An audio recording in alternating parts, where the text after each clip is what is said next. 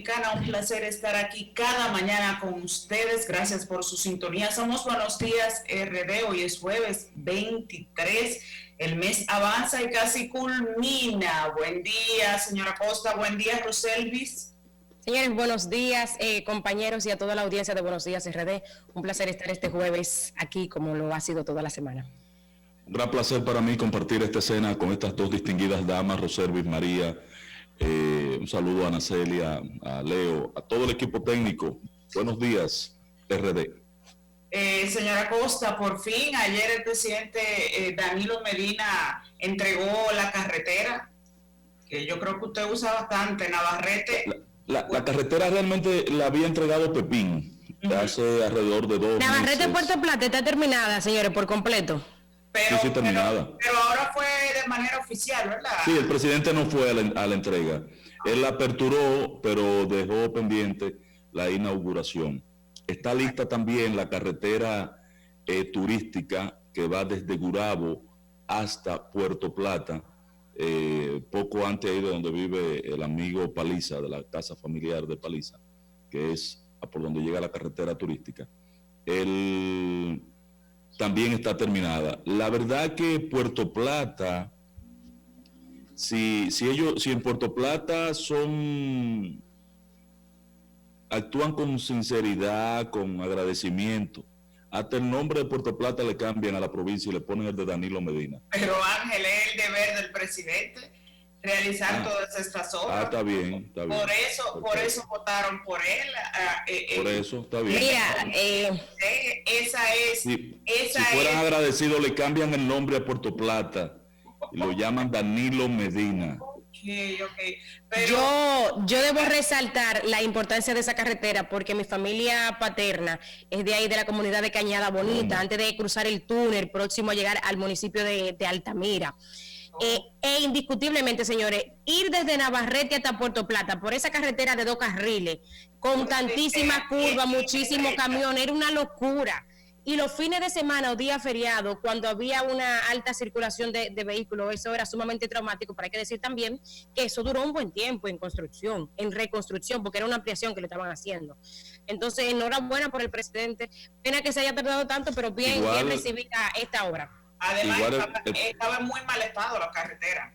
Igual el presidente, ahí hubo varios conflictos, María, porque en principio se quería una carretera a 4 carriles que fue comenzada. Luego, el ministro de Obras Públicas, Gonzalo Castillo, llegó a un acuerdo con los puertoplateños para construir una carretera alternativa, que debo decir que la propuesta original de esa carretera alternativa es del ingeniero Héctor Ten, que tiene un proyecto con financiamiento incluido, financiamiento chino. Yo participé del diseño de eso, sé lo que es un túnel que va hasta Puerto Plata, atravesando la cordillera y septentrional, y ese túnel, esa carretera permite en 20 minutos tú conectar la circunvalación Santiago con Puerto Plata. Entonces, era un gran proyecto, pero un poco costoso, ¿verdad, señora Costa? Sí, pero tenía su propio financiamiento. El tema es que posterior a eso, la gente de Puerto Plata se regó, dijo que no, y que no, tampoco quería la propuesta que había hecho Gonzalo Castillo de habilitar una carretera ya aérea, o sea, superficial, no en el túnel, sino por la misma cordillera, que conectaba y también en 20 minutos. Se construyó entonces la carretera, que tiene una combinación, Roselvi, en algunos espacios 3 carriles, en otros 2 carriles, y en el tramo que va desde la salida del puerto turístico hasta Puerto Plata tiene 4 carriles construidos. Muy buen ejercicio. Yo he usufructuado de esa carretera y creo que hicieron una gran obra. La gente de Mar, la constructora Mar y la constructora de Arquímedes Cabrera, tanto Mícalo Bermúdez como Arquímedes Cabrera. Es bueno este tipo de inversión en Puerto Plata porque siempre se critica que toda la inversión se iba para la zona este, para la zona de Punta Cana, Higüey, etcétera. y que los gobiernos habían abandonado a Puerto Plata, pero Puerto Plata tiene un anfiteatro hermoso, un anfiteatro gigante, donde ya se han dado conciertos importantes. También ahora la entrega de esta carretera, y en Puerto Plata hay hoteles muy, pero muy buenos. Y el puerto, María, el puerto turístico que estaba recibiendo semanalmente ahí más de 5,000 turistas. Exacto. Una cosa impresionante, ¿eh? La vida de Puerto Plata cambió, Danilo cambió la vida de Puerto Plata, totalmente. Ay, tan mal que le pagaron los puertoplateños. Hay que reconocerlo. Bueno. Me imagino que como ha pasado en ocasiones anteriores, cuando vaya pasando el tiempo, pues quizás la gente se vaya dando cuenta de los aportes que hiciera Danilo Medina, Leonel Fernández, los aportes del PLD en su total, porque les repito, la juventud y muchas personas quizás que no vivieron otros gobiernos, solamente han conocido, son los gobiernos del PLD, son 16 años, entonces ahora a ellos les toca irse a la banca, a esperar, a reestructurarse, a ver qué fue lo malo que hicieron, a despojarse de ciertas aptitudes para entonces conectar nuevamente con el pueblo dominicano.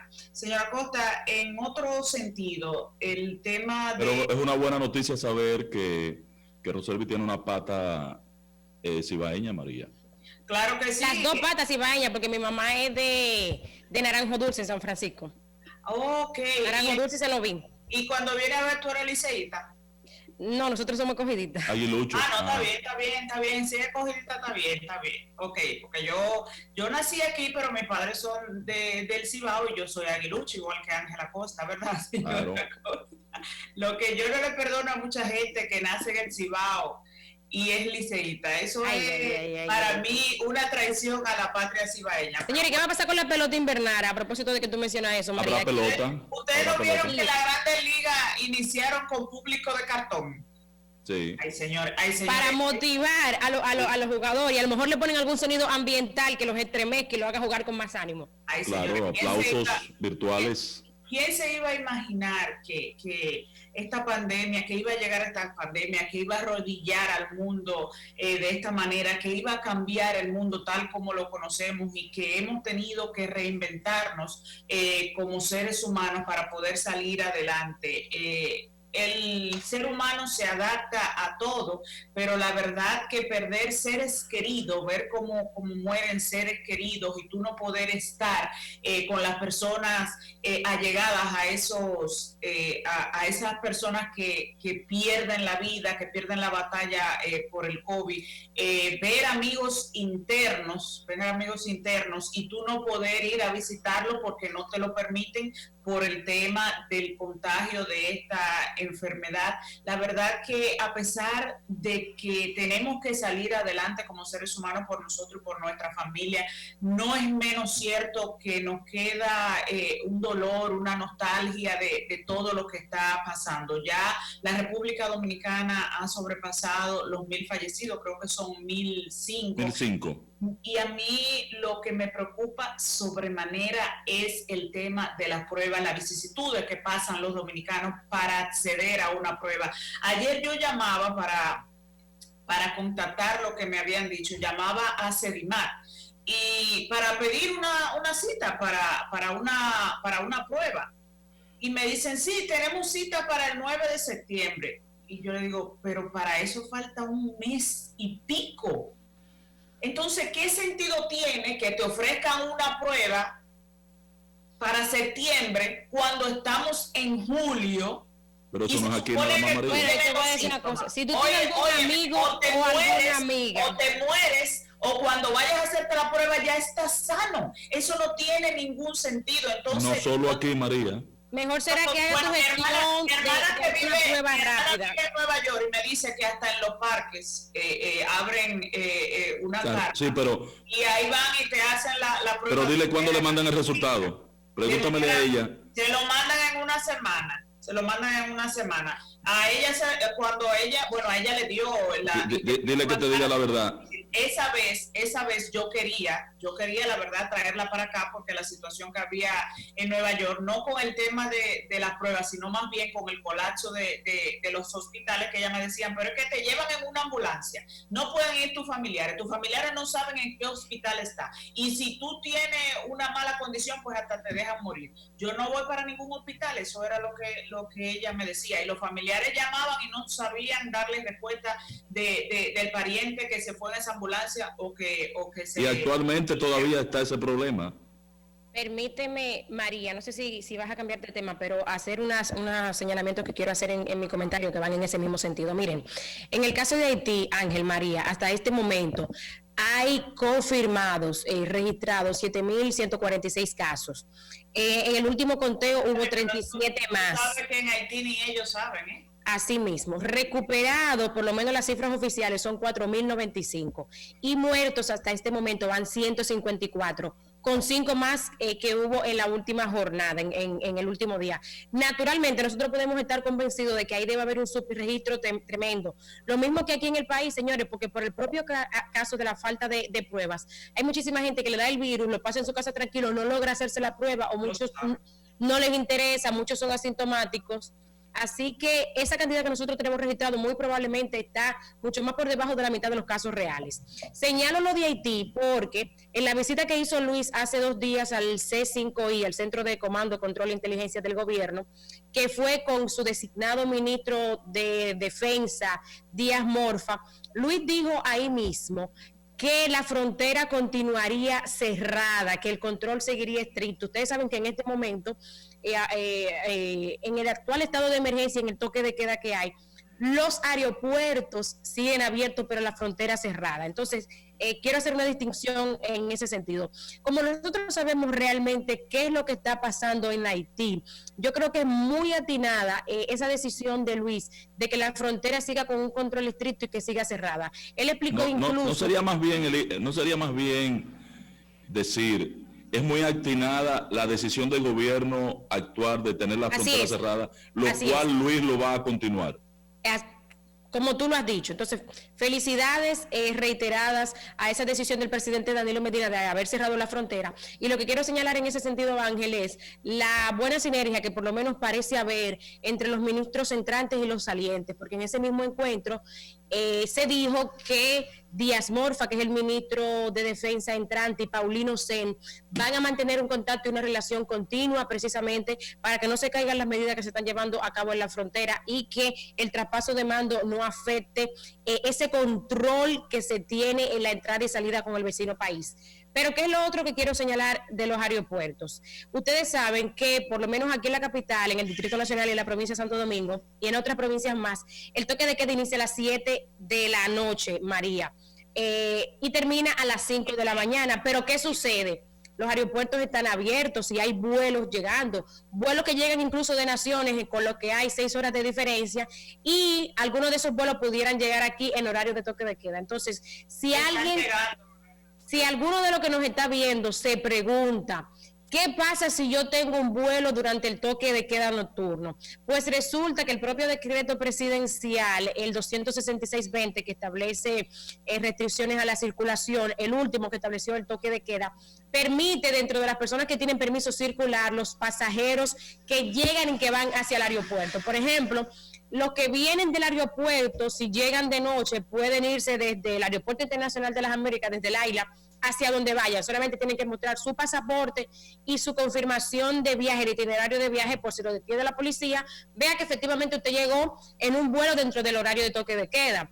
También hay taxistas, pero solamente son los taxistas turísticos que están autorizados a circular en el toque de queda con pasajeros que hayan llegado en ese tiempo. Pero si a usted lo va a ir a buscar un pariente que va, por ejemplo, desde Los Minas para el Aila, entonces, ¿qué tiene que hacer ese pariente? Usted le manda la confirmación de su vuelo para que sea ese pariente a las 9 de la noche, cuando va de camino a buscarlo a usted de Los Minas para el Aeropuerto Internacional de las Américas, él muestre que va a buscar una persona que llegue a las 11 de la noche, por ejemplo. Estas son de las excepciones, de los casos especiales que contiene este último decreto que establece el toque de queda hora y que quizás se ha batido poco, ¿verdad? Porque la gente se concentra simplemente en las horas y en la provincia, pero es bueno que la audiencia sepa que estas personas tienen eso es bastante importante, porque yo decía el primer día del toque de queda que inició el martes, porque el lunes fue que se dio a conocer el decreto, que había muchas cosas en el aire. Montalvo habló y aclaró. Bueno, prácticamente todo está abierto. Ustedes saben que aquí, producto de la presión, pasamos de la fase 2 a la fase 4 y no sabemos ni siquiera cuál fue la fase 3 porque pasamos directo. Pero muchas cosas quedaron inconclusas. Había mucha gente que no sabía en qué pie estaba parado. Ya se aclaró que los gimnasios debían cerrar, lo que yo creo que nunca debieron reaperturar. Pero esto de los vuelos es muy importante. Yo ayer cuando salía me pararon 2 veces.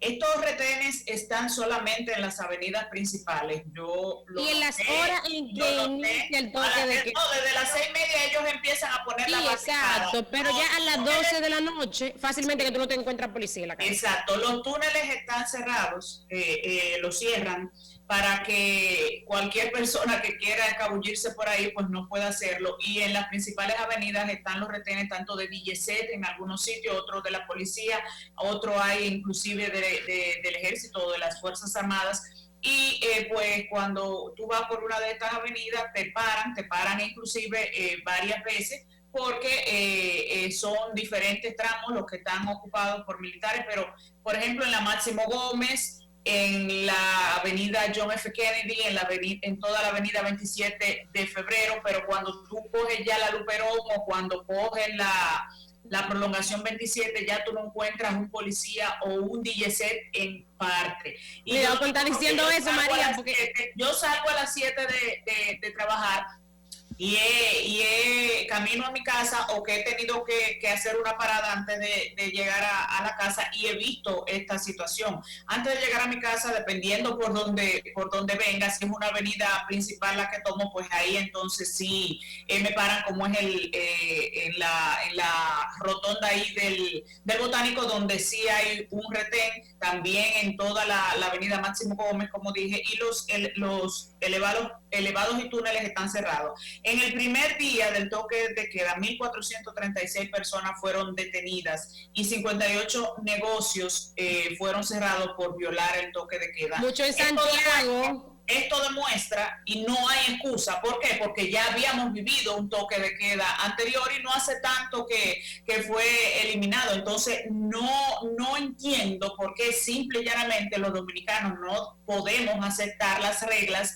y ver que esto es para bien de cada uno de nosotros y de nuestros familiares. Así, Roselvis, no sé si tenemos que hacer la pausa. Sí, la producción está pidiendo pausa.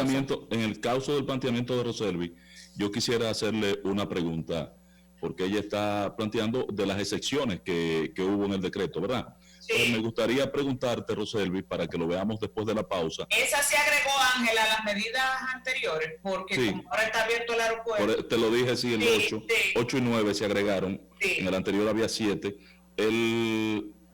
Roselvis, el tema de los bares y restaurantes, con el turismo aperturado, con la situación, ¿qué implica? ¿Cuál es el daño que realmente generan en el efecto de la contaminación? Nosotros trabajamos en el efecto de la contaminación por COVID. Sí, claro. Bueno, nosotros tendremos un invitado hoy especialista en esos temas, que podrá arrojarnos luz. Porque ayer la Asociación de Bares, Restaurantes Nacional y Local de la zona colonial han hecho manifestaciones que yo creo que hay que prestarle atención. Pero los bares están cerrados, Ángel, sin embargo los restaurantes están abiertos, pero se ha dicho que solamente áreas de terraza. ¿Pero a dónde hay más contaminación? ¿En un colmado o en un bar? Bueno, y la estación de combustible. Ana, a la pausa.